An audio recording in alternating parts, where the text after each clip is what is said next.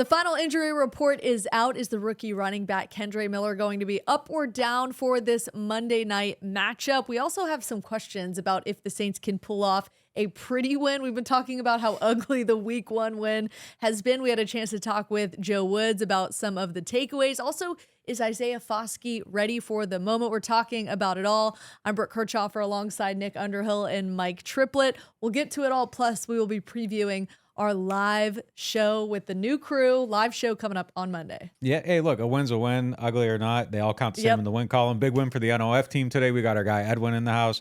Big addition to the squad. Looking forward to the work that he's going to do for us this year, making some of our videos. So we are presented by Toro Hospital. Make sure you check out the LCMC Medical Network. If you have any medical needs, they'll get you taken care of. And we are presented by PJ's Coffee. So make sure you start every day with them. They have locations all over the city. And another person has locations, but all over the Gulf Coast, is Matt Bowers. If you need a car, go check them out. We vouch for their service. They will take care of you. The NewOrleans.Football show is proudly presented by PJ's Coffee. PJ's Coffee has some of the best drinks that you can find. They have locations all over the city. They have pastries and everything else you need to get your day started. So go check them out. Are you looking for the perfect engagement ring? Look no further than Friend & Company Fine Jewelers' new engagement salon. This new area houses a wide selection of engagement rings to choose from in all cuts, sizes, and colors.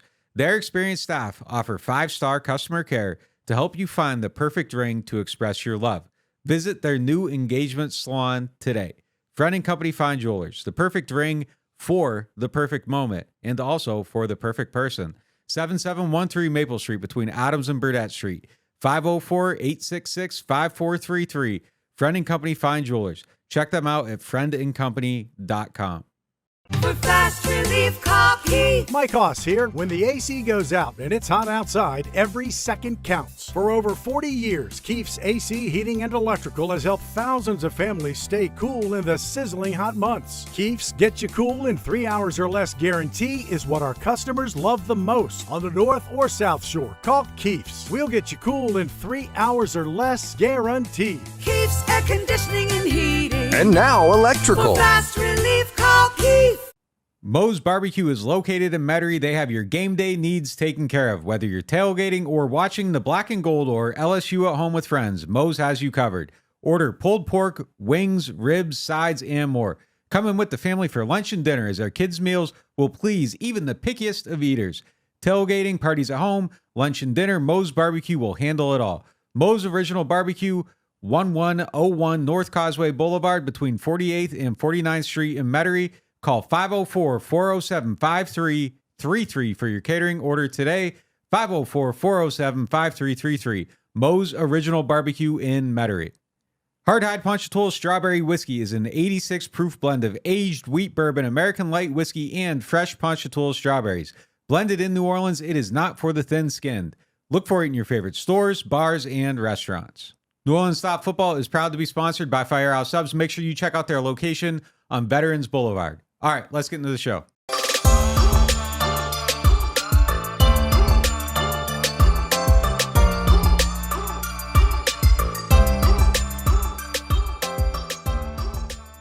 Let's get into our lead topic presented by Friend & Company Fine Jewelers. Friend & Company Fine Jewelers is excited to announce the opening of their new engagement salon, which has a wide selection of engagement rings to choose from. And while you're there, ask them about their fleur-de-lis earrings and necklace that you see I have on now. They are specially priced for our NOF audience. All right, let's get into the lead. Look, we all were very optimistic heading into the season, but it was an ugly win for the Saints in week 1. So let's do a little bit of a heat check.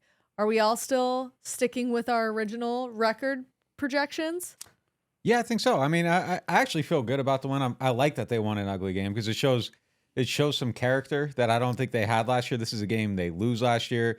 I think going into this gives them a little bit of confidence that they can rely on this defense. I think it gives Derek Carr some confidence that he doesn't have to carry the load to win a game. He just has to not mess it up and then execute in key situations. So I was at 10 wins before. I think I'm still at 10 wins now. But yeah, I liked it. I mean, I don't think there aren't no ugly wins at the end of the day. They all go in the win column. And I like this one for the Saints. You know, obviously you'd rather see them win 38-10, but we know something about this team that we didn't know before, and you need to be able to win games like this, especially late in the season. Yeah, and I think also we probably would have liked to have seen him win 26-25 instead of 16-15 because, the offense's struggle to score doesn't really match up with what we saw. I mean, we did our who are you up on, who are you down on segment. We had like 14 different people we were up on. It was really two areas of the game that we were really down on, and that was their struggles to protect, especially Trevor Penning's struggles, and then the run game being completely non-existent. So that's the only concern, but they were elite on defense, and then Derek Carr and all three top receivers all had really good games and threw for over 300 yards, made the big plays when they needed to. So, yeah, I'm kind of surprised when I think back to this game. 16-15 doesn't feel like what the final score of this game was. It was interesting too, because heading into this game, one of the last things we were circling was the offensive line, because for first time in a while, it was the starting five that were all healthy.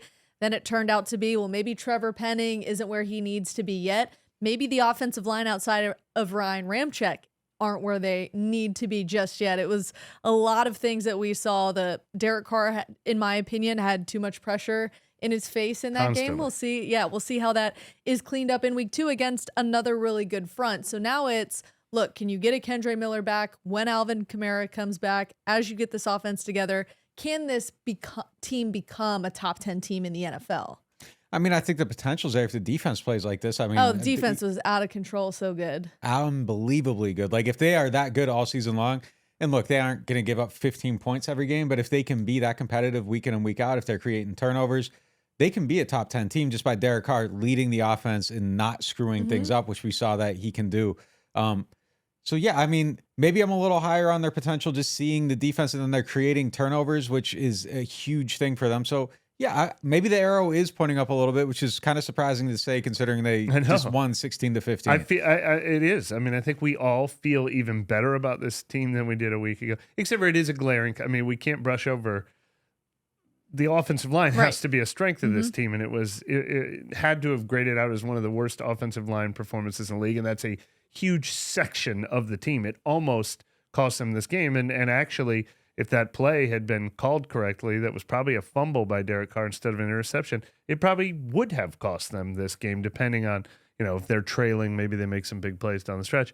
But weirdly, yeah, I mean, I feel like this team's going to be able to score points. I already had confidence in the defense. I have even more confidence in the defense now. So, and Tennessee was a legit opponent. I mean, we talked about that all along. Didn't know it was going to be a field goal only game, but I knew it was going to be I said I wouldn't even give them the 3 points. That's a legit win to start the season. Let me flip this a little bit. Do you feel better, worse? Do you feel like the offensive line can improve? Is it a massive concern, or is it something that you feel was like a blip on the radar? I'll say, given how confident the Saints are about where the offensive line can be, where Trevor Penning specifically can be in a few weeks, it gives me confidence, because at this point, it's not necessarily them willing Trevor to be what they know he can be. It's that they really seem to believe it. We had a chance to talk with Doug Marrone today about it a little bit, and it's like, look, he's got everything he needs to be. I keep calling him, he's a mammoth of a human being. Like, use what God gave you, and you're going to be just fine on the playing field. But it's in something Doug Marrone and I talked about too. Remember, Teron Armstead didn't get off to the best start either, and they waited for him and things like that. So it could still happen for Trevor Penning. He was incredibly frustrated this week in the locker room. We didn't get a chance to talk to him because of those frustrations, but to me, that's a good thing. He's knows where he needs to improve, and I'd be afraid of an angry Trevor Penning on Monday night. Yeah, well, he just needs to get pissed off somehow. Somehow. Yeah. I don't know what it's going to take to get there, but read Twitter, man, because everybody's saying stuff right now. So just scroll it and Here's go through the thing. it. I think it'll take a little while till he is really consistent and reliable as a pass rusher. But I think as early as Monday night, he could be making highlights and getting some of those wins back by doing what he already showed flashes of last year and is supposed to do best, which is being a run blocker. The run game was awful. Across the board, other night, not and just Trevor across Penning. the board. But he can help turn that around quick. Well, I don't even need highlights. I just need like the 9 WTF moments to cut down to like 5. You know what I mean? Yeah. Like, I don't even need him to dominate. And look, they play Brian Burns usually on one side. Like, I could see being flipped. Like, I was talking to some people that cover the Panthers, and they're even thinking like, hey, he might be on the other side, because it looks like there's such an empty hole here like they're expecting that to flip. So he just needs to make sure he's not a complete liability, just be like a partial liability. And then a week from now, be a little bit less, and then a week, a little bit less. And then maybe by week 8, like he's just solid. Like you just need to see the trajectory. It might not happen right away, but you do have to see progress. I think if they move Brian Burns, and we'll play the clip here in a minute, Juwan Johnson, I asked him, if you have to go back in there and the mentality of, having to be a pass catcher, but also having to block, how do you go through that mentally throughout the flow of a game? Because it's turning something on and off. I mean, it's getting to your route, getting to your spots, being aware of where Derek Carr is. And then the flip side of it, being like this violent guy helping Trevor Penning on the left side of the offensive line. And I asked him, how do you mentally check into that role of in pass protection? This is what he had to say. It's definitely just been an attitude. I think, when you go into it, when you're blocking guys who are 300, over 275 pounds, you can't be nice. So I think going out there and showing to have attitude, showing a little smack talk is something that, I like to go into the games thinking. I like to think that guys can't stop me. I like to think that guys can get off my blocks. Whether it's true or not, it doesn't matter. I'm going to talk like it is, and I'm going to act like it is. So I'm just going to go out there, do my thing, and play like I play. Getting the run game is going to be huge for the Saints team after 69 rushing yards in week 1. Not good enough, especially when you have a new quarterback back there. The run and pass game has to complement each other, which Kendre Miller could be a big part of the run game. He is questionable to play in the game Monday night. He practiced all week, but was limited. And in some of the moments we saw him in the viewing portion of practice, it looks like he is not 100% by any means. And with the hamstring, I don't know if they force it with a guy like Kendre Miller who has an injury history. We'll see there. JT Gray is also questionable, which I think the special teams held up well without him, given the big role he plays on special teams. Flipping over to the Panthers, wide receiver DJ Chark is questionable to play, and the Panthers are down their starting left guard. He went on IR. JC Horn will also not be available this week. Based on just some of those injury designations, where do you think the Saints can maybe tee off on the Panthers? They better make sure the Panthers can't run the ball. The Panthers are already, they were shifting some things on the offensive line already. They have an injury on there to deal with too. That's an advantage. I mean, we talked about this a million times. We talked about it ad nauseum going into the Titans game when they were going to face Derrick Henry. But that has to be a big win for the Saints, because what they need to do is exactly what they did against the Titans. They need to make Bryce Young have to play in this game and have to make plays, the rookie quarterback, by not letting the run game establish, a comfort base for him early. So they need to stop the run in this game, take advantage of Carolina's interior offensive line, and then put the game in Bryce Young's hands. And then on the other side of that, the Saints need to figure out how to get a run game going, because educated guess here, I don't think Kendre Miller is going to play. We'll see how it goes. Maybe there's a turnaround overnight or whatever. But me and Brooke were out there. Like he looked really, really limited. Like he was almost running like with a limp. Maybe still in pain. Yeah. I don't know. Usually when you see the hamstring, so there's a couple different wraps that you can use when you're coming back from rehab with a hamstring. He had like the full on wrap that kind of like comes around your waist and your leg. Usually with that hamstring, you would see, if he's progressed a little bit further, it would just be that single, almost like it's usually the color black around the leg. Yep. And we didn't see that. Like it's still a heavy, not bandage, but the heavy wrap. And then just even the movement, like the movement didn't look fluid yet. It just doesn't look like he's quite there. But look, maybe it gets better over the next 48 hours. I mean, how he looks Friday might be different than, they're being as precautionary as they possibly can until it's time to go. But yeah, even if he does play, you'd expect him to be limited. You'd expect him to be rusty. You'd expect him to not be full speed.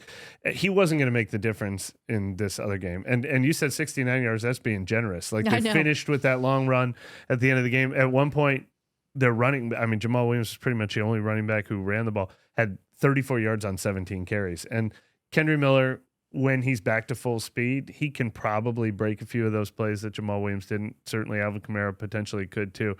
But that responsibility falls on a lot more than just changing out the runner isn't going to salvage how ugly that was. Yeah. All right. Let's go around the NFC South real quick. The Saints, Bucks, Falcons, all 1-0. The Panthers lost in week 1 to the Falcons. Coming up in week 2, as we know, Carolina, New Orleans, Monday Night Football out there in Charlotte at Bank of America Stadium. We will be out there for our first live show. We'll have more details on that at the end of our show.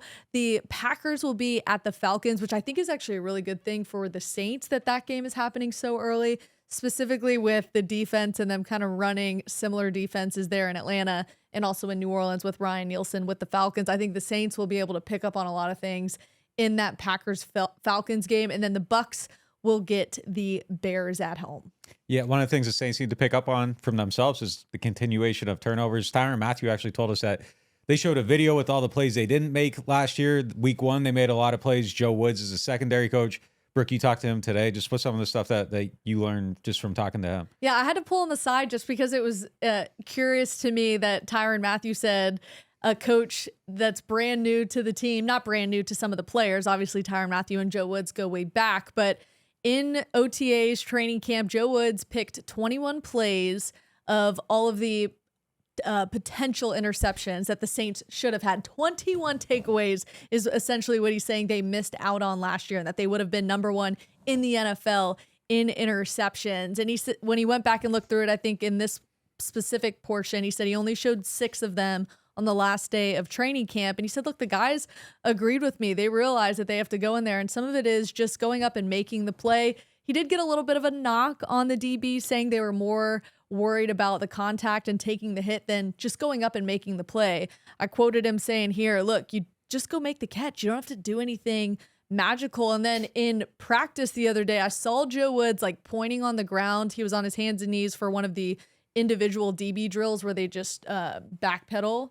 And Joe Woods essentially just points and says which way to go. I'm like, what are you pointing at on the ground like that? I mean, super detailed for a defensive coordinator who usually is not necessarily running all the drills in practice. Said, look, I don't usually run a lot of drills, but in that one specifically, I'm wanting their foot to just get there that much quicker. He goes, because I think that's going to be the difference in making those plays, having the takeaways, having the interceptions. And it showed in week 1 that Joe Woods' efforts are paying off already. Yeah, no question. I mean, I think they are better in that area immediately. And yeah, that was one of the big questions coming into the season, was the changes they made on their defensive staff, letting Ryan Nielsen go,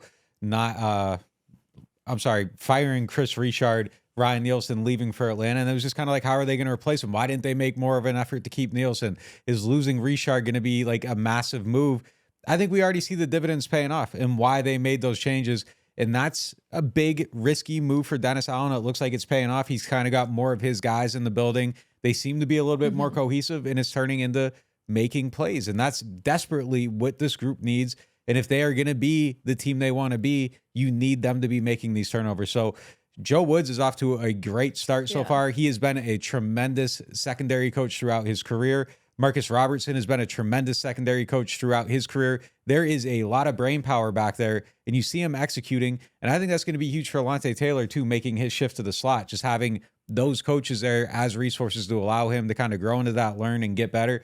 So, I mean, I think that's a major, major move by DA, and I think it's I'm putting a notch in the win column already for him. Like, they got 3 turnovers in week 1. It took them like, I don't even know what it was. It was like past the midway point of last season until they got there. So I think DA's got a win on that one already. Well, and the another huge factor is the defensive line has to create the pressure that forces those turnovers. They made wholesale changes there too. I mean, they changed out Marcus Davenport, David Onyemata, Shai Tuttle, who they're going to see in this game. They let Caden Ellis go. He's one guy they wanted to keep. But the front 5 guys who were rushing in those situations, defensive linemen and linebackers alike, were forcing a lot of those turnovers too. And that's why we put a microscope on that position being kind of the most important make or break position. And so far that's paid dividends as well. You mentioned the defensive line with Peyton Turner now unavailable for the Saints. Can Isaiah Foskey step up and prove that where they went and drafted him is going to pay off? Can he finally break through? And also, can the Saints win on the road? We'll have that and much more right after this. Now, at New Orleans Hamburger and Seafood Company, get our $10.99 shrimp remoulade combos with zesty shrimp remoulade and fried shrimp or catfish for only $10.99. And did you hear? Soft-shelled crabs are back at New Orleans Hamburger and Seafood Company. Are you tired of renting and ready to own your dream home? Contact Jefferson Financial Federal Credit Union, your trusted source for home loans. Our competitive rates and flexible terms can help make your home ownership dreams a reality. If you're a first-time home buyer or looking to refinance, our experienced lenders are here to help. Our online application process allows you to apply on your schedule. It's quick, easy, and convenient. Visit us online at jeffersonfinancial.org to learn more. Federally insured by NCUA, Equal Housing Lender. At Turo, we were born for moments like this. From bringing new bundles of joy into the world to delivering what new mothers need to stay healthy. Born to keep hearts beating strong and to keep seniors active and healthy for years to come. Because at Turo, we deliver more than babies. From heart care to cancer care and newborns to seniors, at Turo, we're born to care. Martin Wine and Spirits is home to a selection of hand-picked barrel select bourbon, whiskeys, and much, much more. They are family owned and operated since 1946 and specialize in wine, spirits, gourmet food, gift baskets, catering, and tasting events.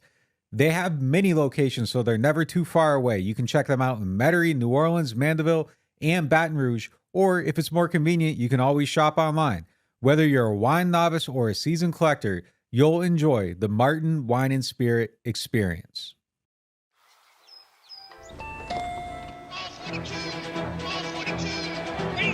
I'll take a New Orleans Saints scratch up.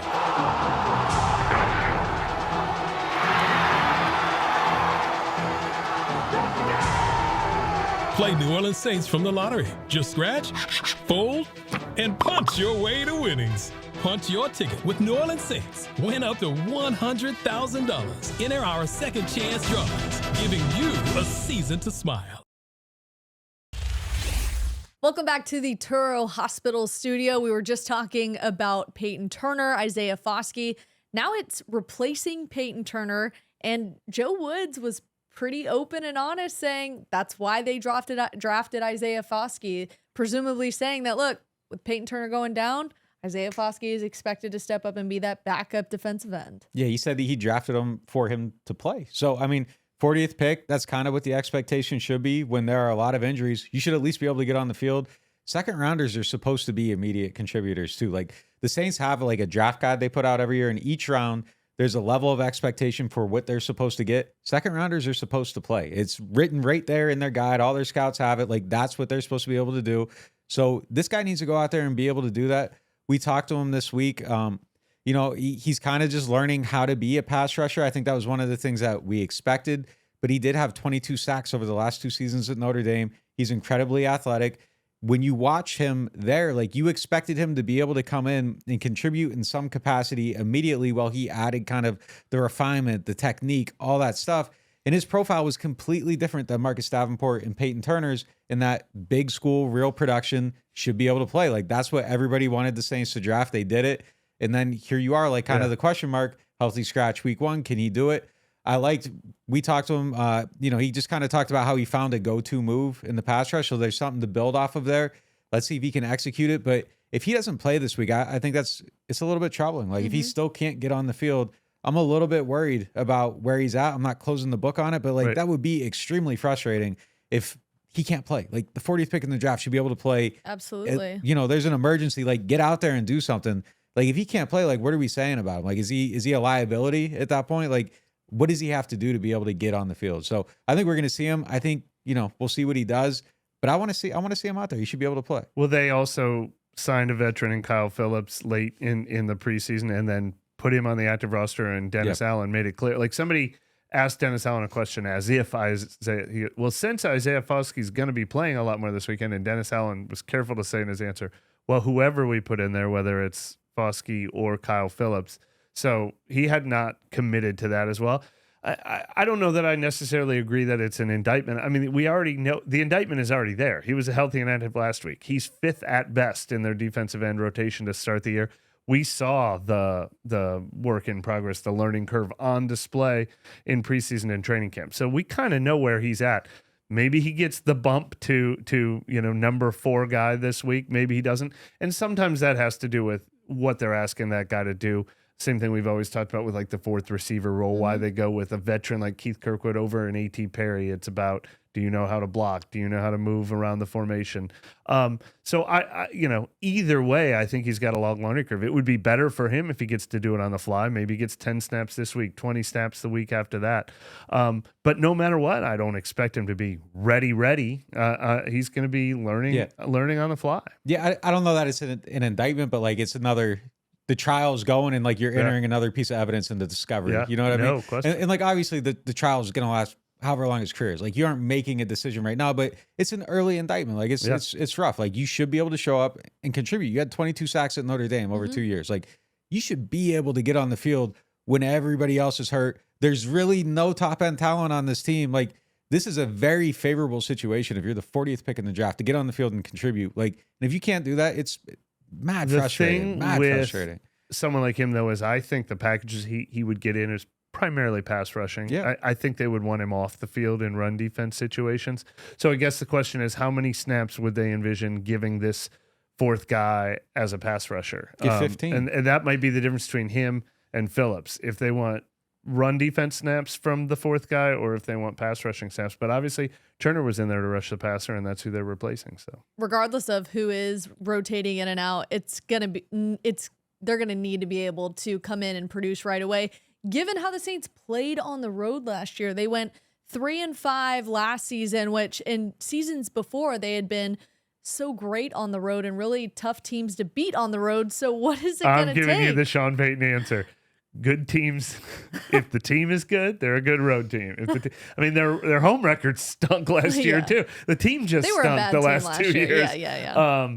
But yeah, they're not a team that I think, and the way they're built. You know, when you're built on defense, when you have the defensive strength that this team has, that travels. So if you're a good team, you can be a good team on the road.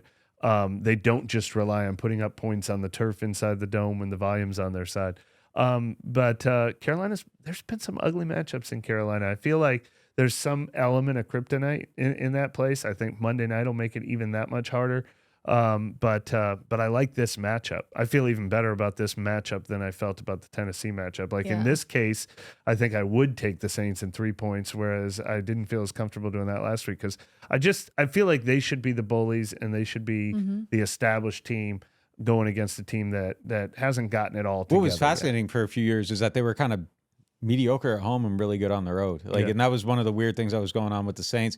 Look, I think going on the road, having like a real quarterback that can command things, that can, kind of lead the line when they're in their silent count and everything. Like Andy Dalton's a backup quarterback going on the road, and he played like a backup quarterback going on the road as a starter. And I think Derek Carr is going to change that a little bit. But yeah, being a good team, you usually win a lot more games in any situation. So I think that's kind of it. But as Mike said, like they have to go into Carolina, and that's kind of been the house of horrors for them for a little bit, and they got to figure that out. Why do I feel like it had a lot to do with the grass and wet grass? Early when they played in Carolina, it always seemed to be like weather related or having to go from turf to grass. I always remember that being a big concern. I do like this being a week 2 game. Carolina is one of those sneaky can get cold. Like when they have some late December games in Carolina, sometimes they can have frigid games. I was going to say week 2 has also been a nemesis for the Saints because I remember week 2 Monday night at Vegas. Derek Carr destroyed him on Monday Night Football. It made me wonder. Somebody asked Derek Carr about does he get up for Monday Night Football? And he had one of those good answers about, look, I know I've been in the league for 10 years, but it's still special. But as we know, Derek Carr showed up for a Monday Night Football game not too long ago. Saints couldn't cover a bootleg that game. It was brutal, man. We saw the Saints do a lot of creative things on offense in week 1, some new wrinkles, which gets into our money segment presented by Jefferson Financial Federal Credit Union. What do we expect to see maybe from that group? The newness, I guess, of Pete Carmichael going more with his gut, a new quarterback, and some new, healthier wide receivers, I should say, and of course some new guys that they've added in. Yeah, I mean, they did a handful of things week 1. I still think there's a lot of room for just being creative, doing different things, but they had some modern wrinkles, like just something simple like motioning Chris Olave into the backfield, getting them paired up on a linebacker, creating a matchup, getting him out into space, allowing him to take advantage of that. They did that twice in the same game, and there was just really nothing the Titans could do about it. I think we're going to see more of that stuff. There was some more motion. There were some jet sweeps. It's just everything we kind of saw in camp kind of showed up in week 1. And like I said, I think there's just more to do with it. Like, let's see a play where where Taysom Hill starts under center and they motion over and bring Derek Carr back in. Like let's just do all the weird stuff we've always wanted to see him do. And I think they're going to start doing that. I think Pete Carmichael's committed to that. I think it's been a priority this offseason. And I thought the starting spot was a good spot for them. So I think just kind of having a real quarterback, having confidence in the offense, is going to allow them to open things up a little bit. Yeah, it's a sneak preview. That's what I'm writing about before this game, too. And I talked to Pete Carmichael more about why he felt like he, held back a little bit too much instead of going with his gut. And he said, unfortunately, when things aren't going well, that's when you're a little more like, we just went 3 out on the last series. Do I want to call this play and risk having it be 2nd and 20 now? And then we've got 2-3 outs in a row. And it's like, you're right. It's been the entire offseason. Dennis Allen and Pete Carmichael talked about, no, we're going to play to win more. The same thing they said after this game. We are going to be more of a play to win team. And they went out and got Derek Carr because after he committed to Pete Carmichael, that's the right kind of quarterback for this offense that they run. They've got more playmakers, in the running game. When healthy, they've got more playmakers in the passing game than they had last year, and they're gonna try to stick to that. They're gonna and they talked about it all offseason. It's funny that the Olave plays were so creative. Carmichael told me some of those were Alvin Kamara plays that they had drawn up this year too. And we know that they intend to be more creative with Alvin Kamara, too, when he comes back. So he's yet another guy, Rashid Shaheed. That was the 2 jet sweeps. First time they'd ever run him twice in a game. Last year, it seemed like, why not get him more? He had a career high in touches, and he had a career high in just plain rushes. So I think we're seeing that they mean it, and they're going to back up what they say with all that. But, can they continue it? When adversity strikes will be the big question. Sticking with the running backs, would you draft Jamal Williams this week? Or excuse me, would you start Jamal Williams this week in fantasy presented by the Louisiana Lottery? Yeah, I mean, it's hard to say yes after what we saw from the Saints run game last week, but I mean, that should be an anomaly. I think it should be the Jamal Williams show again. Even in a game where they couldn't run the ball, he still had something like 18 carries. So, and if Kendre Miller plays at all, we don't expect him to like take away a big chunk of Jamal Williams carries.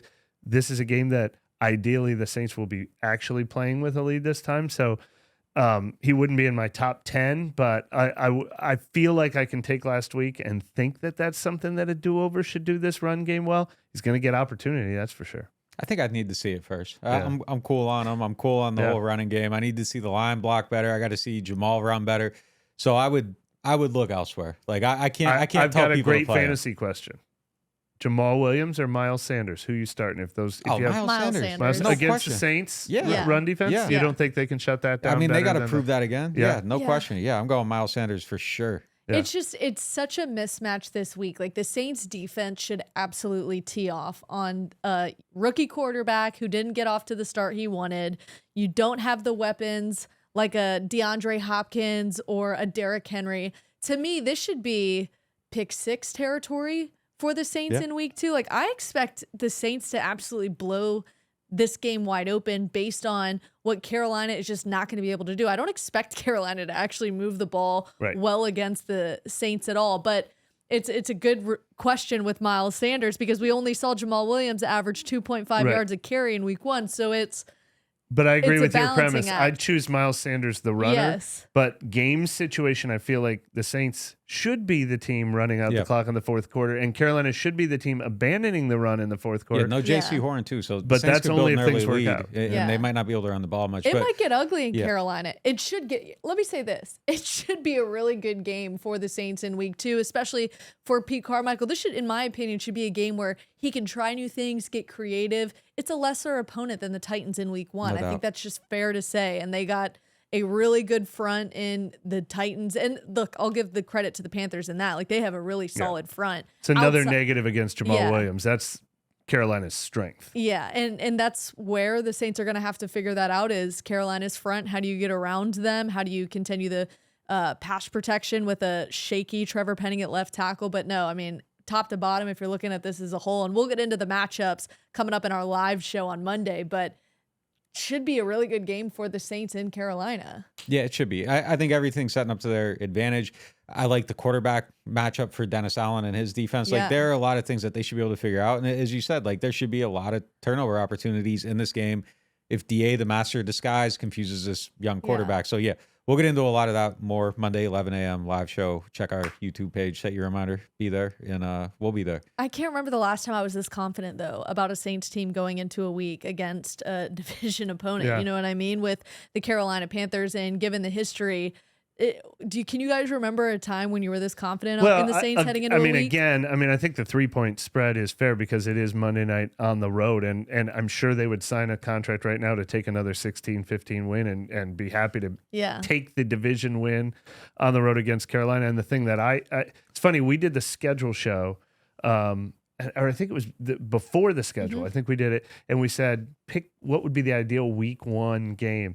I think I said at Carolina because I think I said it would be great to sneak that win at Carolina before this team grows Figures up. it out. And based on how Carolina looked against Atlanta last week, Atlanta really started to run away with that game. Like Carolina did some nice things early in the game, but then they just eventually got they just weren't the better team in that game. Well, a big question was, where was Jimmy Graham? That gets into our Martin Wine and Spirit question of the day. Martin Wine and Spirits is home to a wide selection of hand-pick, barrel select bourbon, whiskey, and more. Question of the day is from D. Do y'all think Jimmy Graham will get more targets or playing time against the Panthers? Maybe. I mean, look, 9 snaps, 2 routes overall. I think the reason he didn't get a lot of playing time is just due to the situations. Like, they didn't have a lot of favorable third down situations. I think that's a spot where he's going to play 3rd and shorts, where you're just trying to get to the sticks and maybe make a physical pass where, you're expecting to throw somebody open, and that's kind of what Jimmy can do for you.